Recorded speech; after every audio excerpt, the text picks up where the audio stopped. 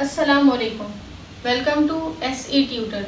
आज हम लोग अपना न्यू चैप्टर स्टार्ट कर रहे हैं, सेल स्ट्रक्चर एंड फंक्शंस। मैंने अपने लास्ट वीडियोस में आप लोगों को बायोलॉजिकल मॉलिक्यूल्स और एंजाइम्स कवर करवाया है। अगर आप लोगों को उन चैप्टर्स में कोई मुश्किल हो तो आप वो लेक्चर्स जाके देख सकते हैं। तो आज हम लोग अपना ये वाला चैप्टर स्टार्ट करते हैं। तो सबसे पहले इस चैप्टर में ये पता होना चाहिए कि सेल किसने डिस्कवर किया और कहाँ से डिस्कवर किया। तो सेल जो है ना, रॉबर्ट हुक ने जो है सेल को डिस्कवर किया। ही डिस्कवर सेल। और जो है कॉर्क से जो है इन्होंने सेल को डिस्कवर किया। कॉर्क में जब इन्होंने देखा तो उन्हें कुछ नज़र आया, तो फिर उसको इन्होंने जो है सेल का नाम दे दिया। और फिर सेल के अंदर जो है माइक्रोस्कोप से देखा गया कि मतलब सेल के अंदर के क्या स्ट्रक्चर्स होते हैं। तो रॉबर्ट ब्राउन ने हमें बताया कि जो है सेल के अंदर न्यूक्लियस प्रेजेंट होता है। तो ये दो साइंटिस्ट के बारे में पता ही होता है, सबको नहीं पता तो याद रखिएगा। रॉबर्ट हुक ने सेल डिस्कवर किया और रॉबर्ट ब्राउन ने न्यूक्लियस डिस्कवर किया। फिर हमारे पास आ जाती है सेल थ्योरी। सेल थ्योरी जो है हमारे पास 3 साइंटिस्ट ने दी है। 3 साइंटिस्ट का कंट्रीब्यूशन है सेल थ्योरी में। एक है शील्डन, फिर शॉन और आर वर्को। और इस थ्योरी के 3 ही पॉइंट्स हैं। फर्स्ट पॉइंट है इसका, all organisms are composed of 1 or more cells. दूसरा पॉइंट है cell is structural and functional unit of life. और फिर लास्ट पॉइंट है all cells arrive from pre existing cells. मतलब कि सेल जो है डीनोवो स्ट्रक्चर नहीं है, क्योंकि सेल जो है प्री एग्जिस्टिंग सेल से ही अराइव होता है। ऐसा नहीं होता है कि सेल जो मतलब न्यू सेल बन रहा है तो वो पहले एग्जिस्टिंग सेल से नहीं बन रहा हो, वो एग्जिस्टिंग सेल से ही हमेशा बनता है। तो ये मैं यहाँ पे 3 पॉइंट्स लिख रही हूँ तीनों, कि all organisms are made up of 1 or more cell। फिर सेकेंड पॉइंट है cell is structural and functional unit of life।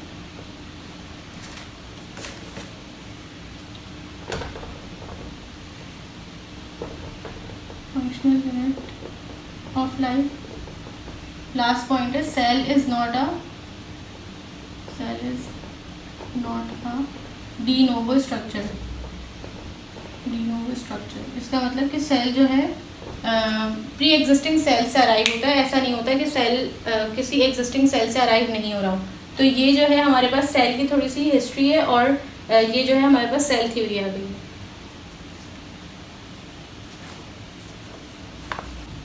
अच्छा, अब देखिए मैंने यहाँ पर सेल का एक रफली स्ट्रक्चर बनाया है कि सेल जो है उसके पास न्यूक्लियस होता है, और जो है वो सेमी फ्लूइड सब्सटेंस से सराउंड कर रहा होता है, और बाकी जो पूरा सेल होता है वो जो है सराउंडेड बाय मेम्ब्रेन होता है। तो ये देखिए, ये हमारे पास न्यूक्लियस है, ये हमारे पास सेल मेम्ब्रेन है। सेल मेम्ब्रेन और न्यूक्लियस के बीच में हमारे पास साइटोप्लाज्म होता है, और साइटोप्लाज्म एक सेमी फ्लूइड लिक्विड होता है। और जो है फिर हमारे पास जो मैंने बाहर एक और लेयर बनाई है वो सेल वॉल है। सेल वॉल हमारे पास एनिमल सेल में नहीं होती है मौजूद, लेकिन प्लांट सेल में सेल वॉल होती है। प्लांट सेल के पास सेल वॉल और सेल मेम्ब्रेन दोनों होती है, एनिमल सेल में सिर्फ सेल मेम्ब्रेन होती है। तो ये हमारे पास स्ट्रक्चर है। बाकी यहाँ पे जो है बाकी सेल ऑर्गेनेल्स आ जाती हैं, जो मैं आगे पढ़ाऊँगी तो वो हम सब पढ़ेंगे। तो आप लोग यहाँ तक नोट करें, फिर हम आगे चलते हैं। अच्छा, मैं आप लोगों को प्रोटोप्लाज्म और साइटोप्लाज्म का डिफरेंस बायोलॉजिकल मॉलिक्यूल्स के लेक्चर नंबर 1 में भी बता चुकी हूँ, लेकिन अगर किसी ने वो नहीं देखा और अगर नहीं पता तो मैं यहाँ दोबारा बता देती हूँ कि हमारे पास प्रोटोप्लाज्म और न्यूक्लियोप्लाज्म में क्या डिफरेंस होता है। वो प्रोटोप्लाज्म और साइटोप्लाज्म में देखिए, हमारे पास सेल में न्यूक्लियस होता है और यहाँ पर सेल मेम्ब्रेन आ गई, और ये जो सारा फ्लूइड होता है ये साइटोप्लाज्म होता है हमारे पास, और न्यूक्लियस के अंदर हमारे पास न्यूक्लियोप्लाज्म होता है। तो अगर सेल मेम्ब्रेन से सेल मेम्ब्रेन तक का अगर डिफरेंस दिखेगा तो हमारे पास प्रोटोप्लाज्म होता है, जिसके अंदर हमारे पास साइटोप्लाज्म और न्यूक्लियोप्लाज्म भी आ रहा होता है। और बाकी जो साइटोप्लाज्म होता है वो जो है यहाँ से यहाँ तक का जो डिफरेंस होता है, सेल मेम्ब्रेन से न्यूक्लियर मेम्ब्रेन तक वहाँ पर साइटोप्लाज्म होता है। तो मैं यहाँ पे लिख कर दिखा देती हूँ, protoplasm is equals to nucleoplasm plus cytoplasm, और cytoplasm is equals to protoplasm minus nucleoplasm. तो ये छोटा सा डिफरेंस है, इसको आप लोग थोड़ा सा क्लियर रखिएगा। अब नेक्स्ट जो है मैं थोड़ा सा मैग्निफिकेशन और कॉन्ट्रास्ट वगैरह जो माइक्रोस्कोप का होता है मैं वो बताऊंगी, तो आप लोग यहाँ तक नोट कर। अच्छा, तो अब ये तीन हमारे पास मेन चीज़ें होती हैं रिलेटेड टू माइक्रोस्कोप, तो हम लोग को ये पता होना चाहिए, मैग्निफिकेशन, रेजोल्यूशन पावर और कॉन्ट्रास्ट। देखिए मैग्निफिकेशन, अगर हम लोग किसी चीज़ को मैग्नीफाई करते हैं तो उससे जो हमारा कोई ऑब्जेक्ट है, अगर हम किसी ऑब्जेक्ट को जूम करके देखना चाह रहे हैं, मैग्नीफाई करके देखना चाह रहे हैं, तो मैग्नीफिकेशन से क्या होता है, उस ऑब्जेक्ट का, उस स्पेसिफिक ऑब्जेक्ट का जो है साइज़ इंक्रीज़ हो जाता है, सिर्फ साइज़ इंक्रीज़ हो जाता है, बड़ा हो जाता है। अच्छा, अब रेजोल्यूशन पावर से क्या होता है कि जो है हम थोड़ा सा फ़र्क कर पा रहे होते हैं, जैसे एक ऑब्जेक्ट है और उसके बराबर में भी कोई है, तो अगर हम लोग उसकी रेजोल्यूशन पावर अच्छी होगी माइक्रोस्कोप की, तो उससे हम लोग ये फ़र्क कर सकेंगे कि ये एक अलग ऑब्जेक्ट है और ये अलग ऑब्जेक्ट है, मतलब दोनों में हम लोगों को थोड़ा सा डिफरेंस दिखेगा। और कॉन्ट्रास्ट से क्या होता है कि हम दोनों को अच्छे से डिस्टिंग्विश कर पा रहे होते हैं, दो ऑब्जेक्ट्स को, या एक जैसे दो पार्ट्स हैं सेल के, तो उसको हम लोग अच्छे से डिस्टिंग्विश कर पा रहे होते हैं कि ये एक अलग पार्ट है, जैसे ये एंडोप्लाज्मिक रेटिकुलम है और ये गोल्गी बॉडीज़ है। तो इस तरह से हम लोग ये कॉन्ट्रास्ट की हेल्प से हम लोग सही से डिस्टिंग्विश कर पा रहे होते हैं। तो ये तीन चीज़ें होती हैं, ये थोड़ा सा अगर आप लोग माइंड में क्लियर रखेंगे तो आसानी रहेगी। यहाँ तक नोट करें। अच्छा, ये अब हमारे पास बुक में छोटा सा टॉपिक है फ्रैक्शनेशन का।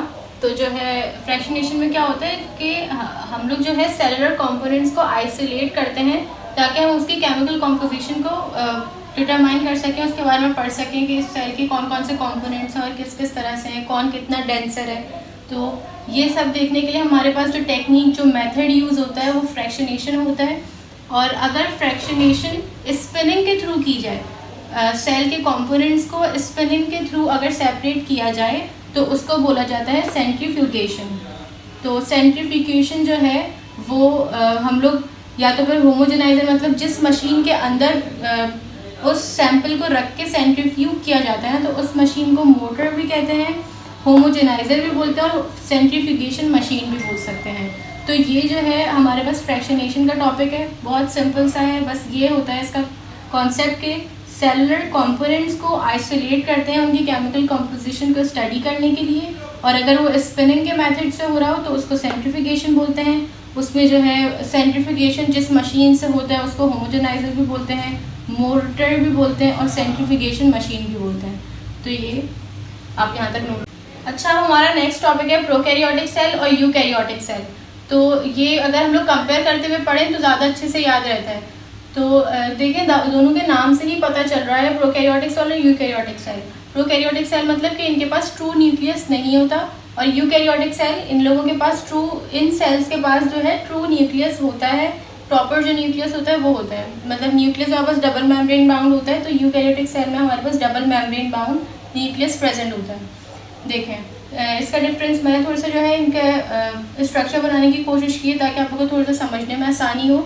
तो जो है प्रोकैरियोटिक सेल में कोई भी मेम्ब्रेन बाउंड ऑर्गेनील्स नहीं होते हैं, जैसे माइटोकॉन्ड्रिया, क्लोरोप्लास्ट वगैरह, ये जो है हमारे पास प्रोकैरियोटिक सेल में नहीं होता है। बाकी यूकैरियोटिक सेल में हमारे पास सारे मेम्ब्रेन बाउंड ऑर्गेनील्स प्रेजेंट होते हैं, लेकिन प्रोकैरियोटिक सेल में हमारे पास राइबोसोम्स प्रेजेंट होते हैं। फिर हमारा नेक्स्ट पॉइंट आ जाता है कि प्रोकैरियोटिक सेल में न्यूक्लियर मेम्ब्रेन नहीं होती। इन लोगों के पास ट्रू न्यूक्लियस ही नहीं होता, तो न्यूक्लियर मेम्ब्रेन कहाँ से होगी। लेकिन यूकैरियोटिक सेल के पास न्यूक्लियर मेम्ब्रेन प्रेजेंट होती है, प्रॉपर न्यूक्लियस होता है, डबल मेम्ब्रेन बाउंड न्यूक्लियस होता है। फिर थर्ड पॉइंट है single chromosome without protein. Prokaryotes के पास जो है सिंगल क्रोमोसोम होता है, सिंगल सर्कुलर क्रोमोसोम, और विदाउट प्रोटीन, प्रोटीन भी नहीं होता है इनके क्रोमोसोम्स में। यूकैरियोटिक सेल जो है उसके पास क्रोमोसोम होता है विद प्रोटीन। क्रोमोसोम प्रोटीन के साथ होता है। हिस्टोन प्रोटीन हमने पढ़ा है कि क्रोमोसोम्स में हिस्टोन प्रोटीन होता है, और क्रोमोसोम्स जो है वो डीएनए प्लस प्रोटीन होते हैं, तो जो प्रोटीन है वो हिस्टोन प्रोटीन ही होता है। बाकी हमारे पास प्रोकैरियोटिक की एग्जांपल साइनोबैक्टीरिया और बैक्टीरिया आ जाता है। बाकी यूकैरियोटिक सेल में हमारे पास plant cell, animal cell, fungi, protozoa, ये सब हमारे पास यूकैरियोटिक सेल की एग्जांपल्स आ जाते हैं। बाकी जब हमारे पास प्रोकैरियोटिक सेल के पास न्यूक्लियस नहीं होता, तो ये जो जेनेटिक थोड़ा सा मटेरियल होता है सिंगल सर्कुलर डीएनए, इसको न्यूक्लियोइड बोला जाता है। तो ये दोनों का डिफरेंस है, तो यहाँ तक नोट करें। अच्छा, फिर हमारे पास ये एनिमल सेल और प्लांट सेल का थोड़ा सा डिफरेंस है, तो ये आप लोग देख लें कि एनिमल सेल जो है उसके पास कोई सेल वॉल नहीं होती, और एनिमल सेल में वैक्यूल वगैरह कोई इस तरह से लार्ज वैक्यूल नहीं होता। तो जो न्यूक्लियस की पोजीशन होती है ना, वो सेंट्रल होती है, बीच में सेल के बीच में सेंट्रल होता है, तो सेंट्रल पोजीशन न्यूक्लियस की होती है।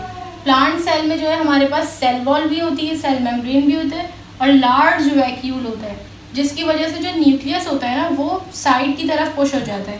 तो ये मैंने यहाँ पे स्ट्रक्चर बनाया है कि सेल वॉल है और vacuole is so large that it takes central position, so nucleus is pushed in peripheral. तो ये वैक्यूल है सेंट्रल, और जो न्यूक्लियस है वो साइड पर पुश हो जाता है due to presence of large vacuole. तो ये एनिमल सेल और प्लांट सेल का डिफरेंस है। आज हम लोग अपना टॉपिक यहीं तक रखते हैं कि बहुत बेसिक लेक्चर था, तो फिर हम लोग इंशाल्लाह नेक्स्ट वीडियो में मैं आगे के टॉपिक्स कवर करवाने की कोशिश करूँगी। तो आज हम लोग अपना लेक्चर यहीं तक रखते हैं। आप लोगों को वीडियो अच्छी लगी हो तो लाइक करना मत भूलिएगा, चैनल को सब्सक्राइब नहीं किया हुआ तो सब्सक्राइब कर लिएगा। मिलते हैं नेक्स्ट वीडियो में। अल्लाह हाफ़िज़।